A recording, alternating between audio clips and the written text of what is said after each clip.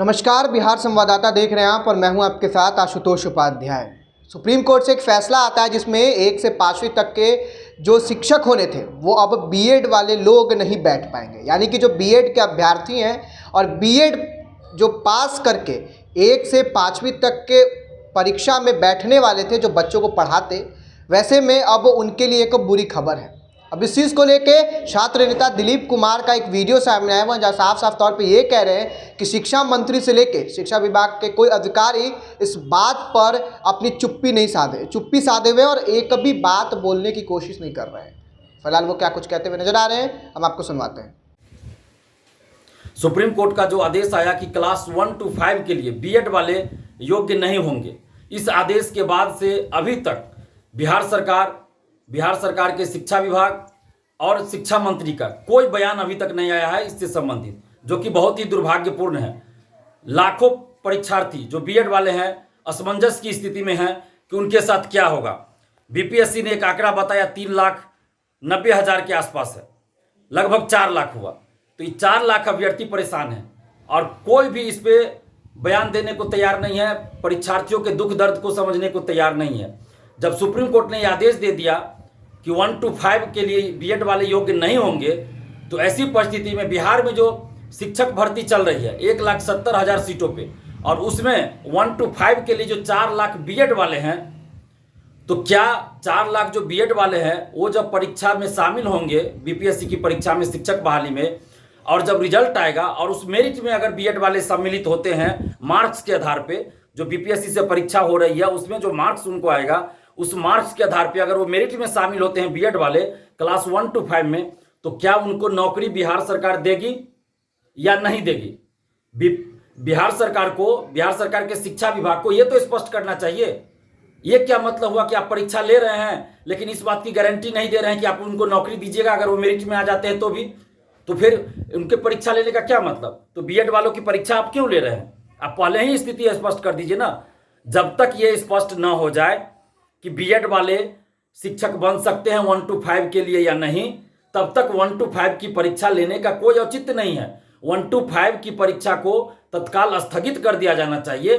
बाकी 9, 10, 11, 12 की परीक्षा लीजिए, जैसे उसका शेड्यूल जारी है वैसे लीजिए, जैसे उसका कार्यक्रम है वैसे आप लीजिए। लेकिन 1 to 5 के लिए जब तक सरकार ये स्थिति स्पष्ट ना कर दे कि बीएड वालों जो 1 to 5 में भरे हैं फॉर्म, जो 4 लाख लगभग संख्या है, उनको हम नौकरी देंगे या नहीं अगर मेरिट में वो आते हैं तो जब तक ये स्थिति स्पष्ट नहीं हो जाती है तब तक 1 to 5 की परीक्षा को रोक देना चाहिए। आप परीक्षा ले लीजिएगा बीएड वालों की भी 1 to 5 में, और उसके बाद आप मेरिट लिस्ट में कहिएगा कि नहीं हम शामिल करेंगे क्योंकि सुप्रीम कोर्ट का आदेश है, तो फिर इन लोगों की परीक्षा लेने का क्या मतलब? ये जो आने जाने में खर्च होगा, परेशानी होगी, रहने में खर्च होगा, तो अभी ही आप बता दीजिए ना। कोई दिल्ली से, कोई मुंबई से, कोई राजस्थान से, कोई कहीं से आके परीक्षा देने जाएंगे, तो अभी ही आप बता दीजिए। तो बिहार सरकार के शिक्षा विभाग को सबसे पहले यह स्थिति स्पष्ट करनी चाहिए कि बीएड वाले जो क्लास 1 to 5 के लिए फॉर्म भरे हैं शिक्षक बहाली में, तो अगर वो मेरिट लिस्ट में आते भी हैं तो क्या उनको नौकरी देगी सरकार या नहीं देगी? या सुप्रीम कोर्ट के आदेश का हवाला देकर उस समय कह देंगे कि हम आपको नौकरी नहीं दे सकते क्योंकि सुप्रीम कोर्ट का आदेश है? तो अभी ही आप बता दीजिए। तो जब तक स्थिति स्पष्ट नहीं हो जाए कि आप बीएड वालों को 1 to 5 में नौकरी देंगे या नहीं देंगे, तब तक 1 to 5 की परीक्षा को स्थगित कर देना चाहिए। नहीं तो फिर बीएड वाले क्यों परेशान होंगे? और क्या सरकार इसलिए परीक्षा आयोजित करवाना चाह रही है कि अगर परीक्षा आप नहीं लीजिएगा बीएड वालों की तो आपको पैसा वापस करना पड़ जाएगा? जो 4 लाख लगभग संख्या है इनकी, तो इनका जो फॉर्म भरने में फी लगा है तो पैसा वापस करना पड़ेगा। इसलिए आप चाहते हैं कि परीक्षा ले लें और उसके बाद मेरिट लिस्ट जब आएगा उस समय कह देंगे कि सुप्रीम कोर्ट का आदेश है। तो ऐसा करके आप लाखों अभ्यर्थियों के साथ अन्याय कर रहे हैं। आप अभी ही बता दीजिए, कम से कम उनका 600-700 रुपया फॉर्म भरने में लगा है। कम से कम अभी जो परीक्षा देने वो जाएंगे, फिर आएंगे, परीक्षा सेंटर पे जाएंगे, फिर वहाँ पे रहेंगे, होटल बुक करेंगे, तो वो सब खर्च तो उनको बच जाएगा। अभी भी कम से कम 4,000-5,000 उनको खर्च होगा, तो वो खर्च तो उनका बच जाएगा।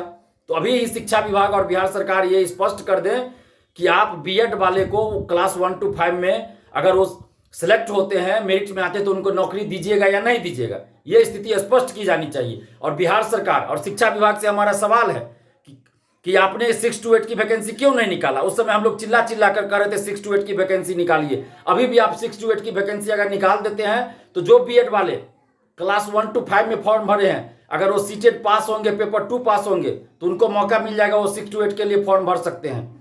तो आप ऐसा अभी भी कर सकते हैं। साथ ही STET में अपियरिंग में भी फॉर्म भरने का आपको मौका देना चाहिए और मौका दीजिए। तो बिहार सरकार से, खासकर मुख्यमंत्री नीतीश कुमार जी से आग्रह कर रहे हैं, विनती कर रहे हैं कि आप क्लास 1 to 5 में बीएड वालों को नौकरी देंगे या नहीं देंगे, ये स्पष्ट कीजिए। उसके बाद ही आप क्लास 1 to 5 की परीक्षा लीजिए। अन्यथा जो 4 लाख संख्या है बीएड वालों की, उनके साथ बहुत बड़ा अन्याय तो हो ही रहा है, आगे और भी अन्याय होता जाएगा। तो अभी आपने सुना किस प्रकार से जो सुप्रीम कोर्ट का फैसला है उसके बाद से जो शिक्षक नेता हैं यानी कि दिलीप कुमार, वो भी अपना एक वीडियो जारी करके साफ साफ तौर पे कह रहे हैं कि इन अभ्यर्थियों का कोई दुख दर्द नहीं समझ रहा है। फिलहाल आपकी क्या राय है, वीडियो पे कमेंट बॉक्स में ज़रूर बताइएगा। धन्यवाद।